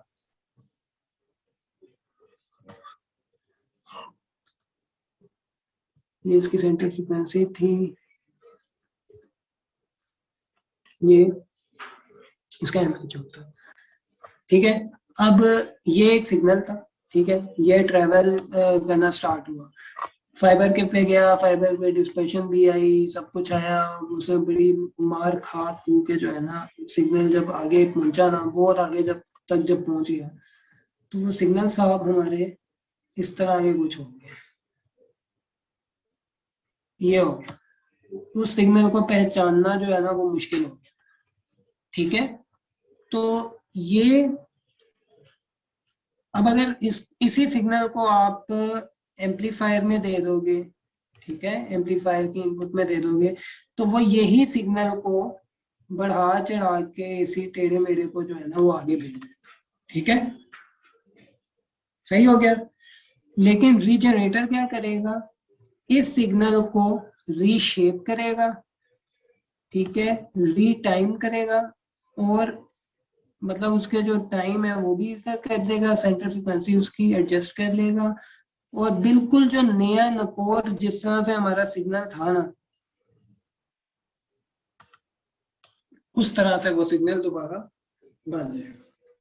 ठीक है, तो एक स्पेसिफिक डिस्टेंस के बाद, एक स्पेसिफिक लिमिट के बाद हमारी ये रिक्वायरमेंट बन जाती है कि हम सिग्नल को रीजनरेट करें, क्योंकि उससे आगे अगर हम बगैर रीजनरेटर के ट्रांसमिट करेंगे ना तो पावर तो मिल जाएगी, एम्पलीफाई तो वो कर लेगा, लेकिन आपका वो जो सिग्नल है ना, जो एक्चुअल सिग्नल है वो कहीं गायब हो जाएगा, वो कहीं पीछे ही कहीं जो है ना उसकी मैयत पड़ी हुई होगी सिग्नल की और आगे बस पावर जा रही होगी। ठीक है, तो ये डिफरेंस है रीजनरेटर में और एम्पलीफायर। एम्पलीफायर को जो भी पावर मिली वो उसने आगे भेज दी, लेकिन रीजनरेटर जो है वो एक फिर आपको न्यू सिग्नल, इसीलिए कहते हैं ना रीजनरेट कर रहा है, वो दोबारा से एक नया सिग्नल जो है ना बना के आपको फिर आगे भेजेगा। ठीक है, बिल्कुल नया सिग्नल। ये क्लियर है?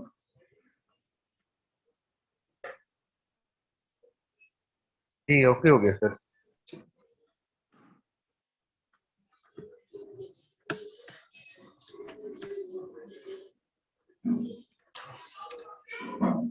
First, optical amplifiers support any bit rates and signal formats and simply amplify all the received signals. This attribute is generally described as that OAs are transparent to any bit rates. ठीक है, उनको कोई bit rates वगैरह इस तरह की कोई उस पे इंफॉर्मेशन उनको रिक्वायर्ड नहीं है, बस जो लाइट सिग्नल आएगा वो उसको एम्पलीफाई करता है।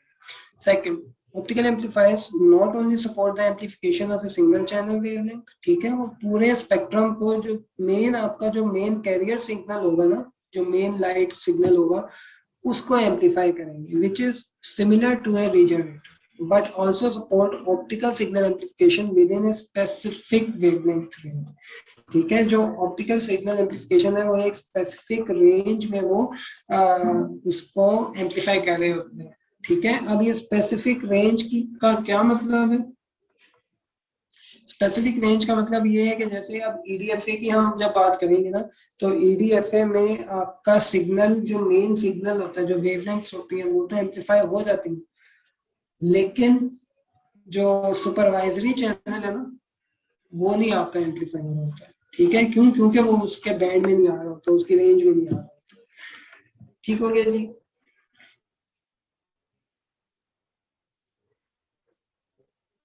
Actually, WDM technologies play an important role in optical fiber communication only after OAs, especially EDFAs, become available. The EDFA is the most popular optical amplifier. ये जितने भी आप यूज कर रहे हो वो EDFA ही है। ठीक है, it has transformed the theories of WDM and all optical network into reality. ठीक है, ये जी ईडीएफए का वर्किंग प्रिंसिपल है। इसमें होता है क्या है कि एरबियम दो वो होते हैं, आइंस होते हैं। ठीक है, एरबियम एक वो है एलिमेंट है, उस वो आइंस होते हैं फाइबर के अंदर, उनको एक्साइट किया जाता है। वो जब एक्साइट होते हैं तो वो एक्स्ट्रा फोटॉन्स ऐड करते हैं। ठीक है, यहाँ पे एक्साइटेड स्टेट में वो क्या कर रहे होते हैं जी, एक्स्ट्रा फोटॉन्स ऐड कर रहे होते हैं। वो एक्स्ट्रा फोटॉन्स जब ऐड होंगे तो नेचुरली आपकी जो लाइट सिग्नल होगा, लाइट सिग्नल का एम्पलीट्यूड बढ़ जाएगा। Erbium doped fibers are the key components of EDFAs and contain ER3+ ions of a certain concentration. Before illustrating the working principle of EDFAs, this course introduces the energy level diagram of erbium ions. ये energy levels हैं उनका ions का।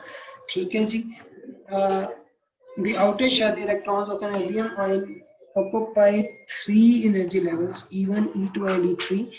E1 is the excited state. ठीक है, sorry, E1 जो है वो ground state है, E2 मेटास्टेबल स्टेट है और E3 जो है वो हाई एनर्जी स्टेट है। अब जब हाई एनर्जी से पंप होता है when a high energy pump laser is used to stimulate an erbium doped fiber. A large number of bound electrons of the erbium ions are stimulated from the ground state to high state. जब उन्हें excite किया जाता है तो वो ground state से high energy state में चली जाती है, ठीक है। हाई एनर्जी स्टेट जो होती है वो अनस्टेबल होती है, तो वो erbium ions क्या होते हैं, वो हाई एनर्जी स्टेट से E2 स्टेट पे जाएंगे जो कि मेटास्टेबल स्टेट है, और जब E2 स्टेट से वो वापस आएंगे तो वो इस वापसी पे फोटॉन्स को रिलीज करेंगे, ठीक है। जब वो हायर स्टेट से लोअर स्टेट में आएंगे तो वो फोटॉन्स रिलीज करेंगे, जिसकी वजह से आपको गेन मिल रहा होगा और लाइट की जो पावर है वो एम्पलीट्यूड हाई हो जाएगा। This is EDFA structure. ये EDFA स्ट्रक्चर के बारे में आपको पूछा जा सकता है कि जो एक EDFA है उसमें कौन कौन से मॉड्यूल्स होते हैं, ठीक है। तो मॉड्यूल्स इसमें कौन कौन से हैं जी, ऑप्टिकल स्प्लिटर है, आइसोलेटर है, कपलर है, ठीक है, ये आपके, और एर्बियम डोप्ड फाइबर, ठीक हो गया जी। और इसमें डायोड कौन से यूज हो रहे हैं, photo electric pin diode use हो रहे हैं, जिनके बारे में हमने पढ़ा था ना कि उनकी लाइन डिटेक्शन के लिए जो यूज होते हैं, एक इनपुट है एक आउटपुट है।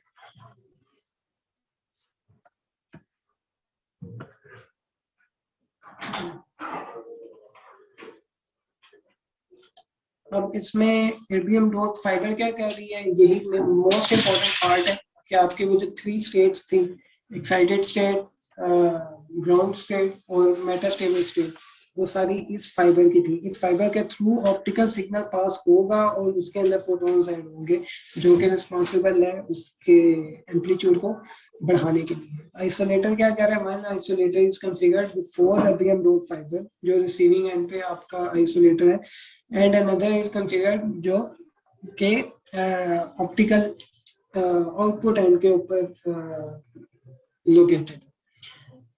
पंप लाइट सोर्स है, pump light 980 nanometre and 1480 nanometre pumping supplies जो है वो आपको प्रोवाइड की जाती हैं EDFA में, मोस्ट कॉमन वंस हैं। और हायर फ्रिक्वेंसी किसकी है, 1480 नैनोमीटर पंप लाइट की हाईएस्ट लेजर एफिशिएंसी है, लेकिन जो 980 नैनोमीटर पंप लाइट है उसकी नॉइस फिगर लो है। नॉइस फिगर एक बहुत इंपॉर्टेंट चीज है, ठीक है। आपका जितने भी EDFA आएंगे, EDFA नेटवर्क में आएंगे तो आपका नॉइस फिगर ऐड होगा। नॉइस फिगर ऐड होगा तो क्या होगा, आपका सिग्नल की क्वालिटी डिग्रेड होगी, ठीक है। तो अगर आप ये कहते हो ना कि यार मैं बस एम्पलीफाई करता चला जाता हूँ, एम्पलीफाई करेंगे, हर एम्पलीफायर की EDFA से EDFA जब आप ऐड करते हैं तो उसमें नॉइस फिगर बहुत ज्यादा ऐड होता है, इसीलिए EDFA को कैस्केड करना एक अच्छी वो प्रैक्टिस नहीं है। अगर आप 2-2, 3-3 EDFA को कैस्केड करके कहेंगे कि यार चलो हमारा कम से कम पावर तो आउटपुट हो गई ना, लेकिन वो पावर आपकी आउट हो तो रही है लेकिन वो बहुत बुरा सिग्नल आगे जा रहा है। क्यों? क्योंकि नॉइस फिगर बहुत ज्यादा, नॉन लीनियरिटीज काफी ज्यादा आ जाएंगी उसकी वजह से। कपलर जो है वो कपलर सिंपली आपकी 2 पावर्स को कंबाइन करके आगे चैनल पे भेज देता है, और फोटो इलेक्ट्रिक डिटेक्टर जो है वो आपके पिन डायोड हैं जो कि आपके पावर रिसीव करने के लिए यूज होते हैं। ये कैरेक्टरिस्टिक्स हैं, ये भी इम्पोर्टेंट। एडवांटेजेस में वेवलेंथ कंसिस्टेंट है with the minimum attenuation window of single mode fiber, high coupling efficiency, high energy conversion efficiency, high gain, low noise figure and high output power, good gain stability है, ठीक है। इसीलिए हम mostly EDFA ही use करते हैं। Disadvantage क्या है कि फिक्स्ड गेन रेंज है, ये एक कोई डायनेमिक रेंज नहीं है इसकी, जितना मर्जी गेन बढ़ाएं फिक्स्ड गेन रेंज है। अगर एक स्पेसिफिक एम्पलीफायर है वो एक फाइबर स्पैन के लॉस को कैटर नहीं कर पा रहे तो आपको वो एम्पलीफायर चेंज करना पड़ता है और दूसरी रेंज का एम्पलीफायर आपको लगाना पड़ता है, ठीक है।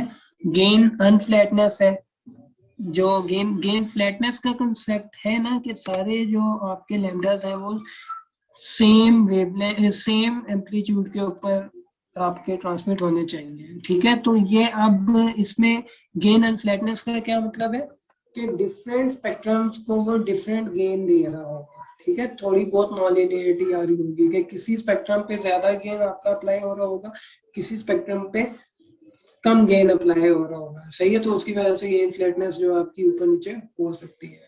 और ऑप्टिकल सर्ज प्रॉब्लम है कि उसमें ऑप्टिकल सर्ज भी आ सकती है। ऑप्टिकल सर्ज के बारे में देख लेते हैं। The input optical power can be increased quickly using EDFS, but the dynamic gain of the EDFS changes slowly. Therefore, optical surge may occur in case of a step change of the input signal. That is, an input optical power peak occurs. ठीक है, उसमें क्या होगा कि आपका input optical power जो है ना वो एकदम से बिल्कुल मैक्सिमम थ्रेशोल्ड पे चली जाएगी जब ऑप्टिकल सर्ज आएगी। और optical surge is most rare when EDFS are cascaded, ठीक है। जब आप कैस्केडिंग वाली मैं बात कर रहा था ना, तो अगर आप कैस्केड करेंगे तो ये ऑप्टिकल सर्ज आने की ज्यादा वो हो सकती है, चांसेस ज्यादा है। The peak optical power can be several volts which may damage optical to electrical converters. सही है, जो आपके वो पीछे OTUs वगैरह जो लगे हुए होंगे उन पे अगर सर्ज आएगी तो वो आपके OTUs को जला भी सकता है। ऑटोमेटिक गेन कंट्रोल है, ये गेन लॉकिंग और ये सारी चीजें किस तरह से होती हैं। ये ऑप्टिकल सर्ज रीजन क्या है, होता किस तरह, कब हो सकता है ऑप्टिकल सर्ज? यार ये इसमें जो है ना जब आपका डायनेमिक गेन जो है ना EDFA का वो स्लोली चेंज होता है, ठीक है। आप जब गेन चेंज करते हैं ना तो वो थोड़ा टाइम लेता है गेन को एडजस्ट करने में, ठीक है। एकदम से आपकी पावर नहीं हो जाती, ठीक है। तो उस वक्त क्या हो रहा होता है, अगर वो जो आपका इनपुट सिग्नल है, जो इनपुट सिग्नल है उसमें तो आपका स्टेप चेंज हो गया, सही है। उसमें ये स्टेप वाइज हो रही है ना चीजें। यहाँ पे आपको एक सिग्नल फीड किया जाता है, ये यहाँ पे, ठीक है, ये इनपुट पे, सही है। जो यहाँ पे आपको जो सिग्नल मिल रहा है वो आपका चेंज हो गया, लेकिन जो उसका डायनेमिक गेन है वो स्लोली चेंज हो रहा है। तो वो क्या होगा, एकदम से आपको सर्ज आएगी। आपका जो पावर है ना, इनपुट पावर, जो इनपुट पावर है वो उस पे हाई पावर आपको रिसीव होगी, ठीक है। जो कि थोड़े से टाइम स्पेन के लिए होगी जब तक वो उसका गेन स्टेबल नहीं हो जाता, लेकिन स्टिल वो जब तक वो स्टेबल होगा उस वक्त तो वो आपको हाई पावर मिलेगी ना। और उस हाई पावर की बेस की वजह से आपके जो बैक एंड पे इधर जो आपके आउटपुट पे जो भी OTUs वगैरह लगे हुए होंगे, ठीक है, जो आगे इधर इसकी आउटपुट पे जो लगे हुए होंगे, ये रिसीविंग एंड की बात कर रहा हूँ, रिसीविंग एंड पे असर होता है, ठीक है। तो वो जल भी सकते हैं, वो कन्वर्टर्स जो आपके जल भी सकते हैं। खैर उनके लिए आप डिफरेंट प्रोटेक्शन मैकेनिज्म्स भी होते हैं। सर सलमान, कितने EDFAs को हम जरूरत के वक्त कैस्केड कर सकते हैं?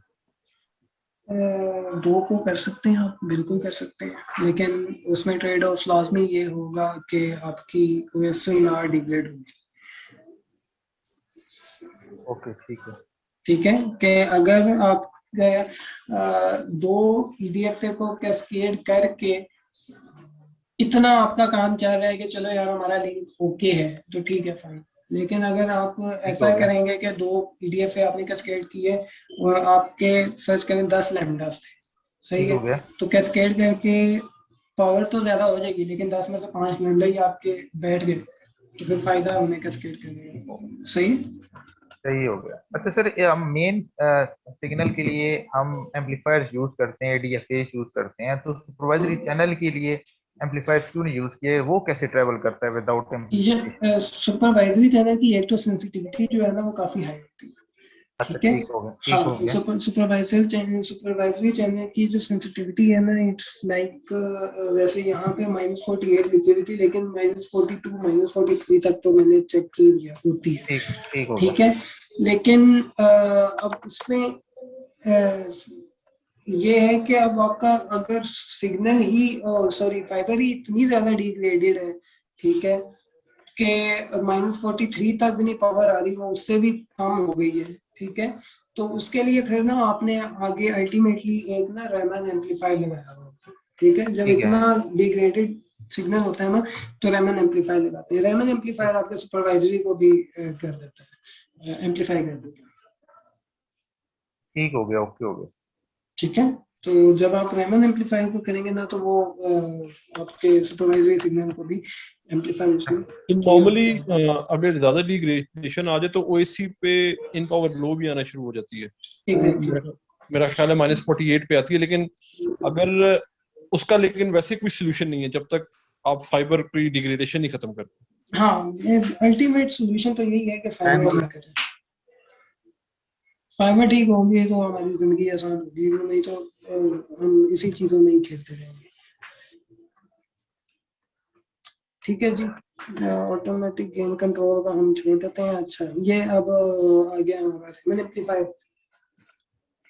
रैमन एम्पलीफायर किस तरह से काम करता है?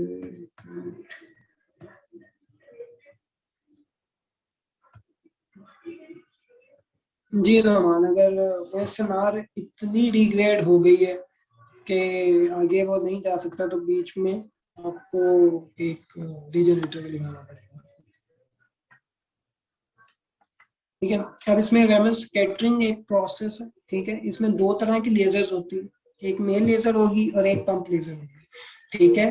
रैमन एम्पलीफायर में पहले वो जो मैंने आपको एक बताया था ना कि पंप लेजर आती है, पंप लेजर जाती है, उसको फिर स्कैटरिंग और सॉरी रिफ्लेक्शन मिलेगी या लॉस इवेंट मिलेगा, तो ये अपना लेजर ही नहीं ओपन करता रैमन एम्पलीफायर। वो यही वाली चीज होती है कि एक पंप लेजर है जिसको डमी लाइट भी कहा जाता है और एक दूसरा गेन। इसमें रैमन स्कैटरिंग का प्रोसेस है। इसमें होता क्या है कि in a common optical fibre system the optical power is low and the optical fiber has linear transmission characteristics. When the incident optical power of the light into an optical fiber, non-linear optical medium, is rather high, and the high energy short wavelength pump light scatters to transfer a small portion of incident optical power to the beam whose frequency is downshifted. The amount of frequency shift depends on the vibration mode of the medium. ठीक है। आसान लफ्जों में एक dummy light send की जाती है optical fibre पे, ठीक है। ऑप्टिकल फाइबर पे सेंड की जाती है और उस पंप लाइट को स्कैटर किया जाता है, ठीक है। वो पंप लाइट जो है वो स्कैटर होती है उस पूरे फाइबर के मीडियम में, ठीक है। वो स्कैटर होती है और स्कैटर हो के वो एक इफेक्ट क्रिएट करती है जिसको कहा जाता है रैमन स्कैटरिंग, ठीक है। ये स्टिमुलेटेड रैमन स्कैटरिंग, ठीक है। इस स्कैटरिंग की बेस पे जो है वो वाइब्रेशंस क्रिएट होती है। उन वाइब्रेशन से आपके फोटॉन्स जो हैं वो एमिट होते हैं, सही है। रैमन इफेक्ट जो है ना, इसकी वजह से क्या होता है कि जी आपकी वाइब्रेशंस होती हैं, वाइब्रेशन से फोटोन जब वाइब्रेशन होंगी ऑब्वियसली वो हाई एनर्जी स्टेट में आएंगे ना। आपके जो मटेरियल है, जो भी मटेरियल है इसका एम्पलीफायर का, वो हाई एनर्जी स्टेट में आएंगे। तो फिर वो हाई एनर्जी स्टेट से आके जब लो एनर्जी स्टेट में वापस जाएंगे तो वो फोटॉन्स बहुत ज्यादा तादाद में एमिट करेंगे, ठीक हो गया। अब जब वो फोटॉन्स बहुत ज्यादा तादाद में एमिट करेंगे तो आपको बहुत हाई गेन्स मिलेंगे, ठीक है। तो इसमें जो पूरा जो प्रोसेस है वो क्या है कि पंप लाइट डमी लाइट भेजी गई, डमी लाइट स्कैटर हुई, उस स्कैटर की वजह से आपका रैमन इफेक्ट क्रिएट हुआ। रैमन इफेक्ट की क्रिएट होने की वजह से वाइब्रेशंस में मॉलिक्यूल्स आए, मॉलिक्यूल्स वाइब्रेट हुए, हाई एनर्जी स्टेट में गए, हाई एनर्जी से फिर लो स्टेट में गए तो उन्होंने फोटॉन्स जनरेट किया, और फोटॉन्स जनरेट किए तो इसका क्या मतलब हुआ कि हमें गेन मिला, ठीक है। और ये बहुत हाई पावर लेजर होती है, ठीक है। ये बहुत हाई पावर लेजर होती है, इसीलिए आपको जब भी आप एक रेमन सेक्शन के ऊपर काम कर रहे होते हैं तो आपको यही कहा जाता है कि फाइबर कट करने से पहले जरूरी है कि आप पहले रेमन की लेजर ऑफ करवा दें, ठीक है। अगर आप रेमन की लेजर ऑफ नहीं करवाते तो खुदा ना खास्ता बहुत बड़ा इंसिडेंट भी हो सकता है, स्किन जल सकती है, स्किन कैंसर इसकी लेजर से हो सकता है। अगर आप की आंख में ये पड़ जाए तो आंख खुदा ना खास्ता जाया भी हो सकती है, ठीक है। तो ये हाई पावर लेजर होती है जिससे आपने बचना है।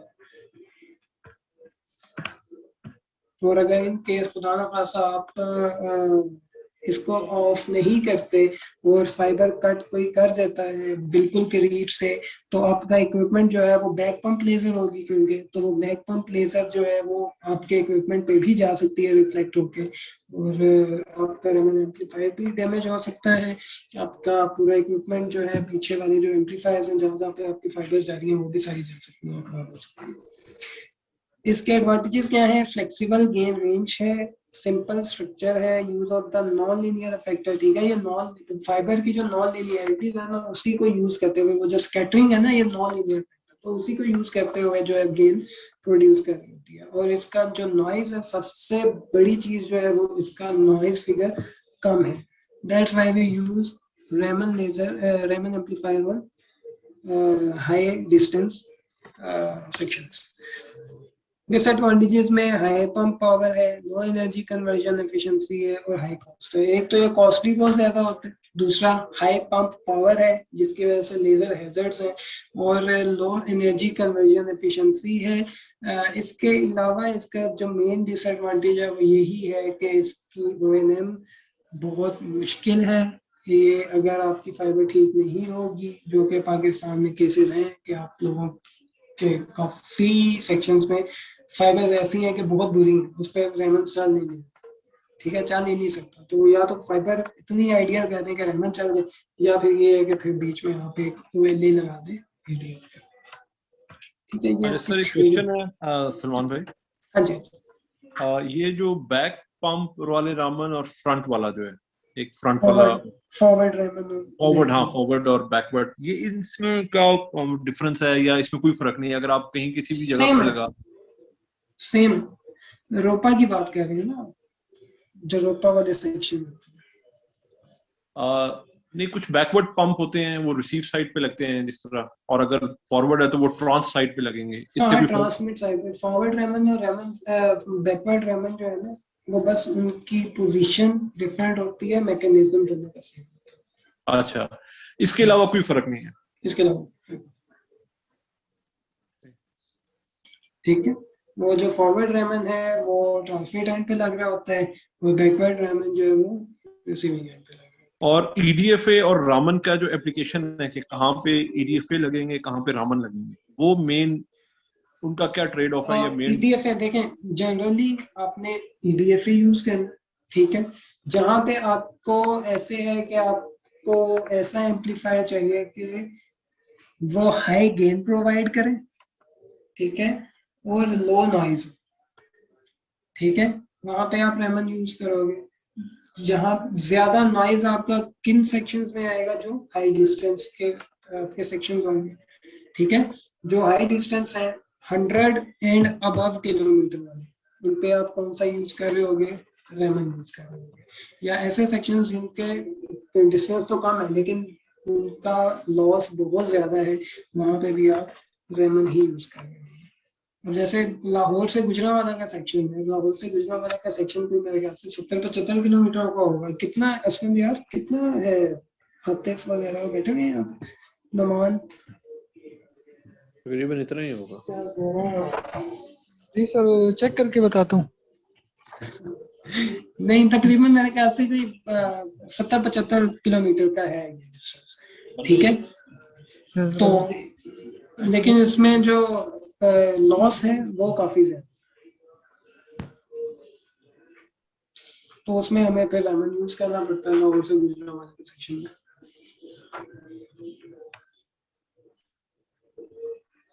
Okay sir, thank you. 60 kilometre है जी इसका डिस्टेंस, लेकिन उसमें हम यूज कर रहे हैं, क्यों? क्योंकि लॉस बहुत ज्यादा है। अच्छा, ये जो ऑप्टिकल एम्पलीफायर की जो लोकेशन है वो ये होती है एक DWDM नेटवर्क में के मल्टीप्लेक्सर है। मल्टीप्लेक्सर के आगे जब आप ट्रांसमिट कर रहे होते हैं फाइबर पे, ठीक है, तो आपको ट्रांसमिट करने से पहले ऑप्टिकल एम्पलीफायर चाहिए। अगर कहीं बीच में कोई OLA लाइन एम्पलीफिकेशन की नोड है कि जिसमें जस्ट आपने मेन सिग्नल को एम्पलीफाई करना है, तो OLA लगेगा, ऑप्टिकल लाइन एम्पलीफायर लगेगा। और जब आप एक सिग्नल रिसीव कर रहे होंगे ना, तो भी आपने उसको पहले एम्पलीफाई करना है, फिर उसके बाद आगे आपने डीमल्टीप्लेक्सर वगैरह को इस तरह को उन्हें हैंड ओवर, ठीक है जी।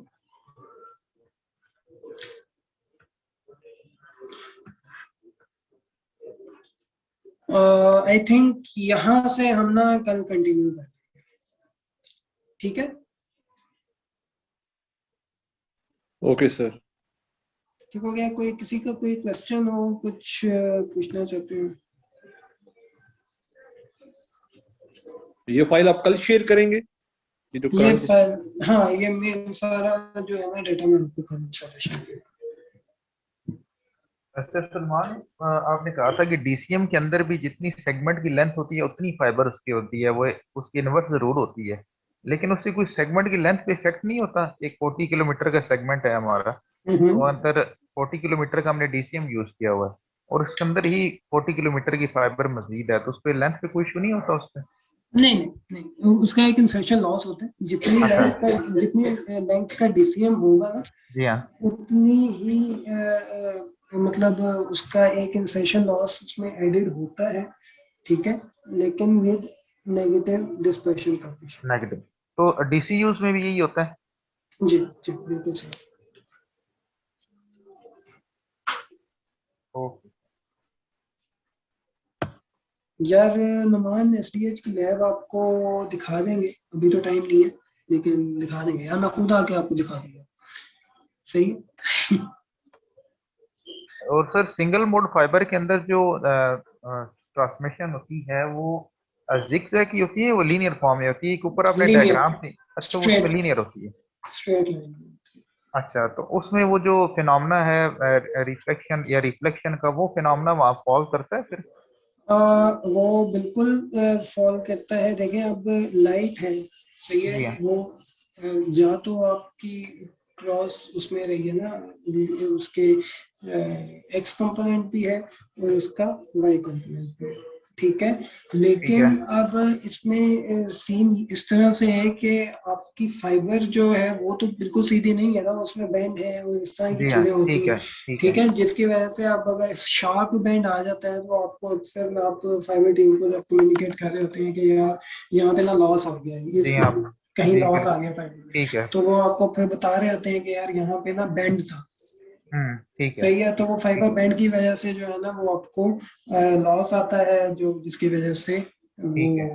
होती है। बिल्ड क्वालिटी के ऊपर, फाइबर बिल्ड क्वालिटी के ऊपर भी डिपेंड करता है कि कहीं प्रेस हो गई है फाइबर थोड़ा सा, मतलब सही हो उसका जो डायमीटर है कहीं चेंज हो रहा है गया। या इम्प्योरिटीज हैं, तो ये वाली सारी चीजें तो साथ साथ आपकी होंगी। ठीक है, मतलब ट्रांसमिशन लीनियर ही होगी, लेकिन वो जी होगी फाइबर होगी, की उस मतलब लेइंग के ऊपर या उसके ऊपर वो रिफ्लेक्शन वाला फिनोमेना उसके ऊपर बिल्कुल बिल्कुल, उसके अप्लाई हो जाएगा। मटेरियल के ऊपर और इस तरह से करके स्प्लाइसेस के ऊपर के, क्योंकि आप एक फाइबर है 20 साल पहले की डली हुई है, बार बार ठीक कटती हो गया। थी, उसमें स्प्लाइस डलते थे, तो उन चीजों की वजह से जो है ना आपके लिए ओके सर, ओके ओके। ठीक है सर। जी, और कोई बाकी क्वेश्चन? सर कल कंटिन्यू करते हैं इसको, क्योंकि अभी इंटरनेट का भी इशू आ रहा है बार बार। बिल्कुल ऐसे ही है, मेरा फोन बड़ी मुश्किल से आज कनेक्ट हुआ है, पता नहीं क्या चक्कर है। ऐसे ही। ठीक है, ठीक है, पोस्ट सर करते हैं इसको कल 10 बजे सर? कल इंशाल्लाह 10 बजे। चलें, ठीक हो गया। ओके सर, अल्लाह हाफिज। ठीक है, thank you so much. Allah Allah Hafiz sir. Hafiz, Allah Hafiz. Allah Hafiz, Allah Hafiz.